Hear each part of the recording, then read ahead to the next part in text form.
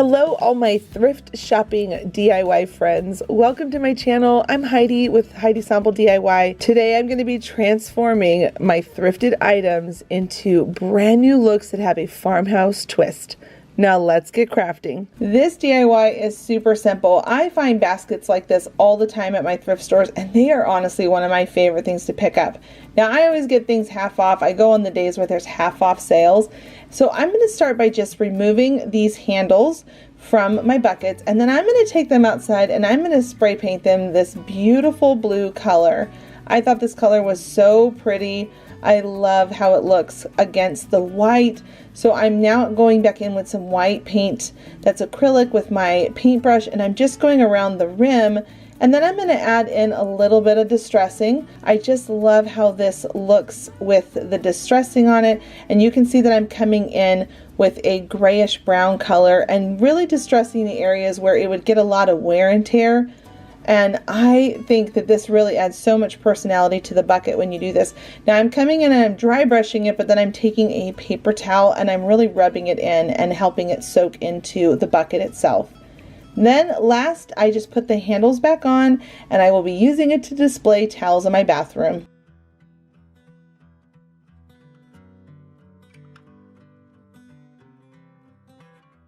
For this DIY, we're going to take this box, and you can honestly find these all over the place. They are always at thrift stores. You probably even have some in your house, and we're going to just zhuzh it up a little. I love that word, and I'm always looking for an opportunity to say zhuzh. So I'm going to take my drill 4 holes in the bottom corners, and then I'm going to pre-mark out where I want my handles to be, and I'm going to go ahead and drill there too. And I will link all of the knobs and the handles down below in my description box so you can find them. These are all from Amazon. And then I'm going to simply come back in and start screwing everything on. Now you're going to notice that the handles are a little bit longer, but there's a way to fix that. This isn't going to have a lot of weight in it, so I'm going to simply just come in with some hot glue on the bottom side, and then on the other side I added in some E6000 and some hot glue to make sure it's really locked in and in place. Then in the end, you're going to just add in whatever florals you want, and it's ready to be displayed.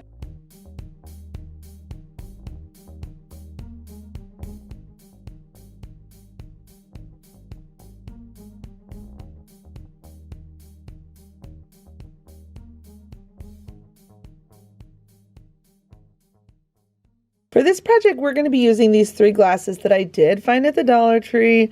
They have copper lids, but I'm using glass because I want to show you that at the thrift store you can find tons and tons of different glass things, but I want to show you that when you can get things that look similar to each other, like these 3 that have this texture on it, it can create the most beautiful decor.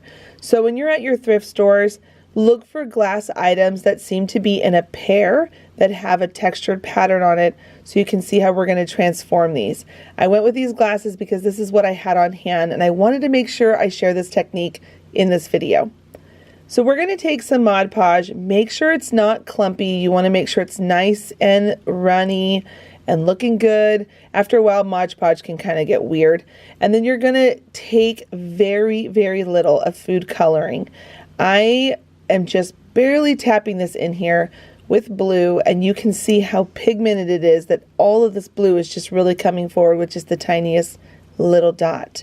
Now what we're going to do is we are going to just simply take that Mod Podge mixture with the food coloring, and we're going to just rub that all over the glass jar. This is going to create a beautiful, almost sea glass look to these jars. I love the blue, and I know so many people collect colored glass. So this is a really cool way to find thrifted glass items and customize them for your home with the colors you're seeking.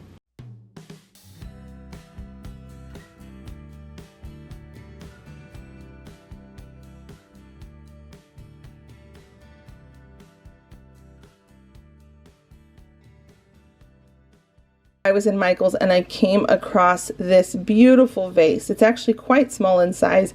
For the price, I think it was way overpriced.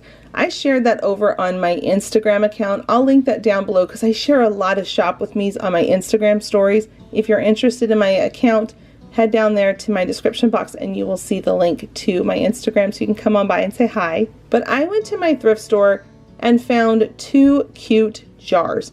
Now, let me tell you, one of the jars had a bug in it. It was the weirdest thing ever.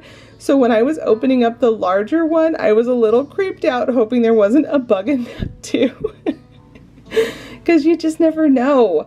I mean, for the most part, thrift store workers always clean things out and make sure, but it was the weirdest thing that there was a bug in the clear glass one.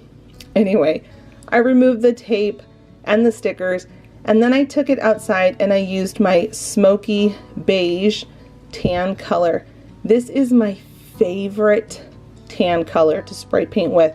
It has the most beautiful finish on it, and the color is so neutral. It has a look between a very light brown with a hint of gray in it, which makes me so happy. Now I'm going to take these napkins that I picked up on Amazon. I will link them down below, and I'm going to cut them down to size. You can see that I removed one of the tissues, so I'm just getting to the one piece that has the pattern on it. I'm cutting it down to size, and with a nice coat of the Mod Podge, you're going to put that on, and then you're going to tap it. Do not drag your finger. So just add on that Mod Podge, and then you're going to pull down that paper, and then you're going to tap it with your hand.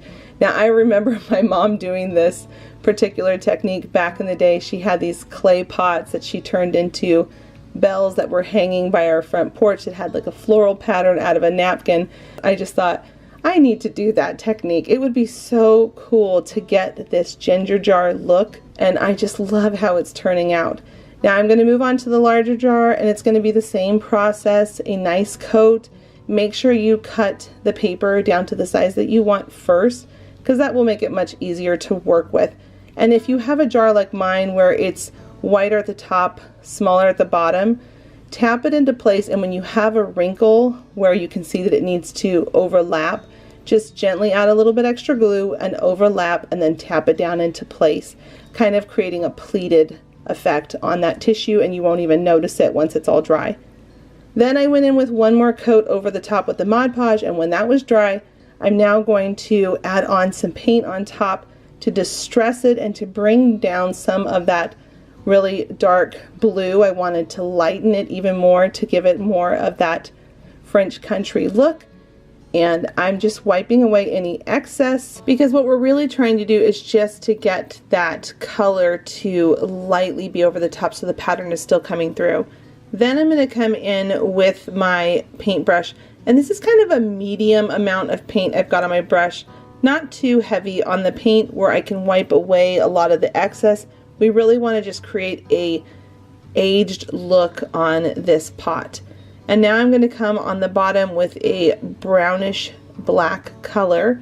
I'm going to tap along the edge, and I'm also going to go onto the raw part of the clay that is on the bottom ring. That makes it look more aged over time. We're really going for a beautiful heirloom piece that you would see in somebody's high-end, beautiful looking home to get that look on a thrift store budget, which is always my favorite. Now we're going to repeat that same process up on the lid of this particular jar, and then once it's all done, friends, I am so happy with this look, and I hope you will give it a try.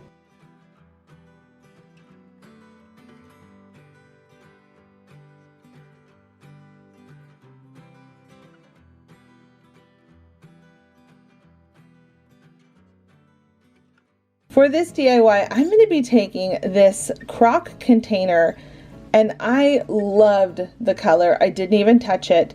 I'm just going to take a piece of foam and I'm going to cut it down to size, and I don't want it to fall down inside the container, so I want it to be really tight in the neck of this croc. So I'm just kind of trimming it a little bit where I need to and rounding the sides so that it will fit really tightly in there.